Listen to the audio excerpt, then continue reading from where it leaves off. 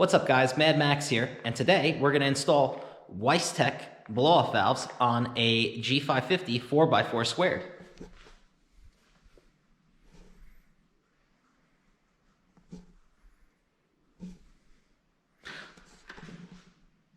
Oh, that one. Stay tuned. Alright, so first off, these are the Weistec blow-off valves. As you can see, they're just vent-to-atmosphere adapters. They are not emissions legal, which they made very clear on the website. And we're going to be installing it on this 2017 G550 4x4 squared. And as you can see, it's got some mods.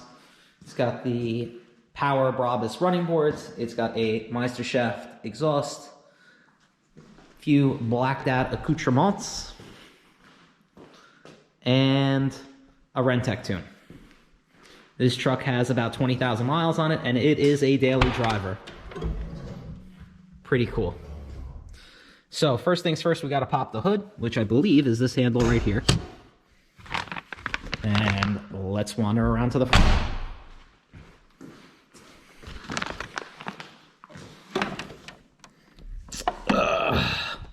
Very difficult to do with one hand. All right, as you can see, this is a slightly dirty engine bay, and our vent-to-atmosphere valves are going to go right in there, right here and here. As you can see, you have this nice tube that runs up here. So let's take a look at the Weistec kit and what tools you need. Okay, so the Weistec kit includes these little velocity stack looking things that go onto the blow-off valves, or diverter valves, whatever you want to call them. You need a tool set with Torx bits. See if that doesn't want to focus, but whatever. You guys know what Torx bits are. And then you need one of these special pliers. These are for the squeeze clamps that are on the vent valves for the blow-off valves. So let's go over the car and start pulling stuff apart. Okay, so starting off, you want to remove the 1, 2, 3, and I don't know if you can see that one down there, but there's a fourth one right there. You want to remove those 4 Torxes, and if you want to gain more room, you can actually take these clamps off with the pliers that I showed before. Not necessary, but you will have to take off these clamps here and here and reuse them with the kit. So let's start taking those off right now.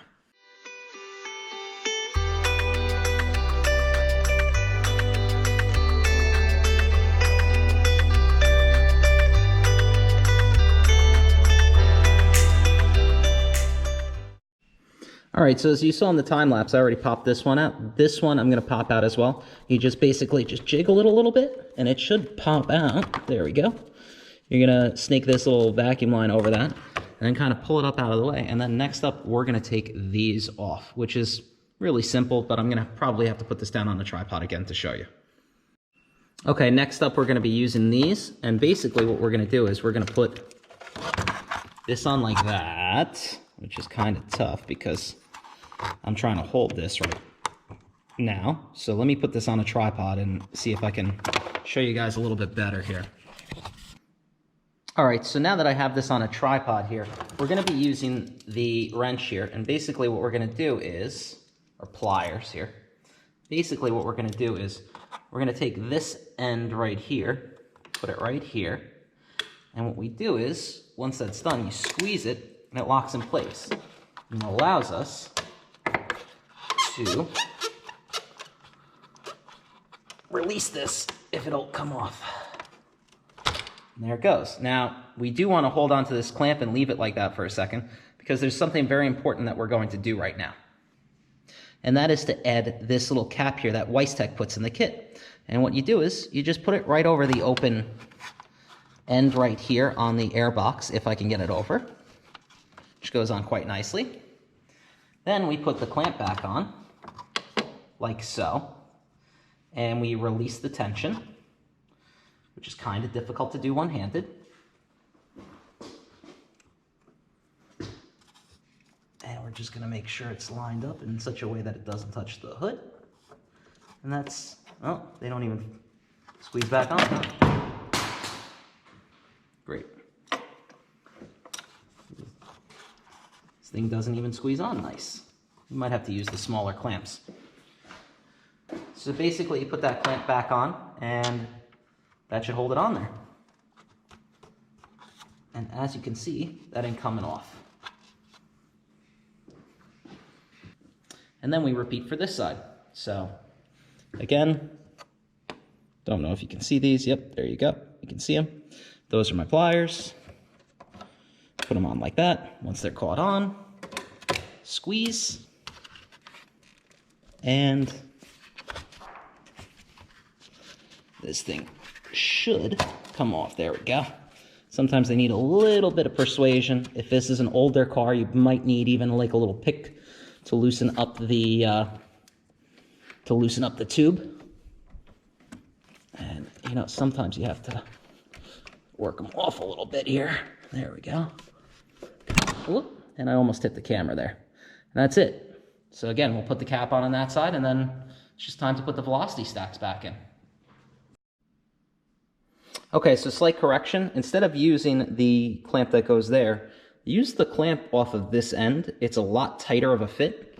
I just tried it out over here, and you can see on the, I already took it off on the driver's side, but on the passenger side, you can see it fits much snugger. So I'm gonna take this one off right now, and then put it on that side, and then onto velocity stacks.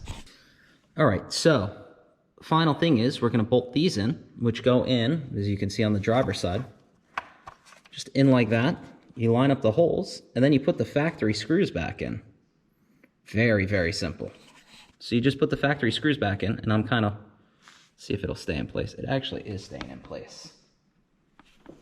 And basically what I'm going to do is you just kind of, once you get one screw in, it ain't going to go anywhere. You just thread the screws in, tighten it up, and you're done.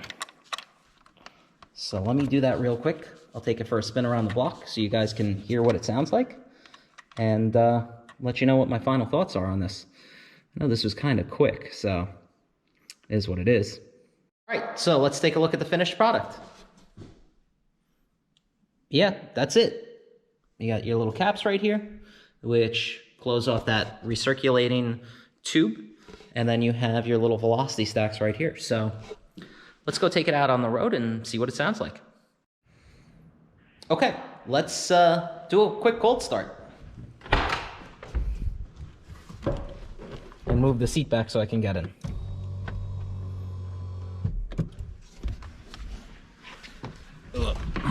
In. Yeah, 20,000 miles on this bad boy. Oh, actually, let's open the door so you guys can hear what it sounds like cold.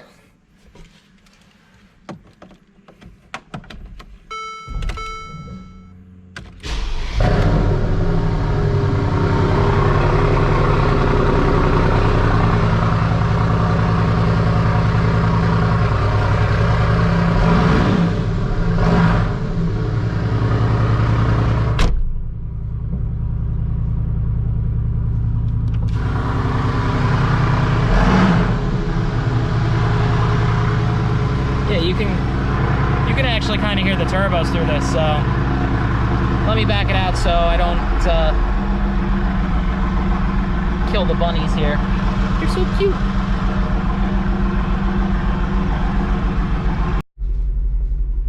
All right, let's put it into sport. Sport. Let's see if you can hear it.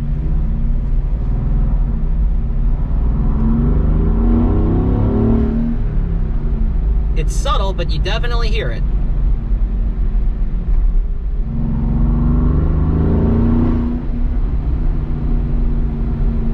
Let's see if you hear it more when I'm with the window down. Oh yeah. Okay, let's just go up and down the road real quick so you guys can hear it.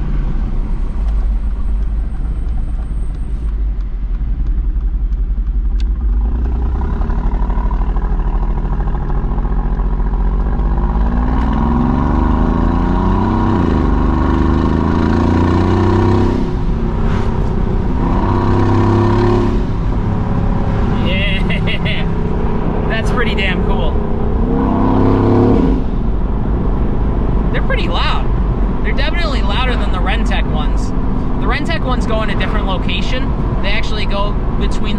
motor valve itself in that little manifold that goes back up to the airbox, if that makes any sense. But I like the sound of these better. The Rentec ones sound almost artificial when you hear them.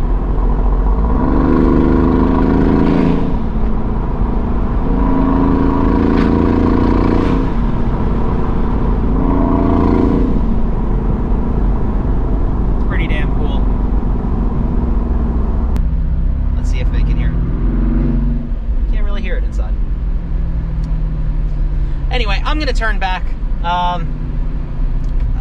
Let me know what you guys think. I know I didn't exactly touch much on the fact that this G550 4x4 squared is not only one of a couple hundred in the country, but it's also probably one of a few that's significantly modified. So let me know what you guys think in the comments. Like, subscribe, tell me how I'm doing. Thanks for watching. And if you guys have any questions, I'll link the Weistec blow-off valve adapters in the description. They should work on any 4-liter twin-turbo Mercedes. So C63, I think the AMG GT, E63S, the new S63s, provided they have the 4 liters. So pretty cool stuff. Anyway, thanks for watching. I'll catch you guys soon.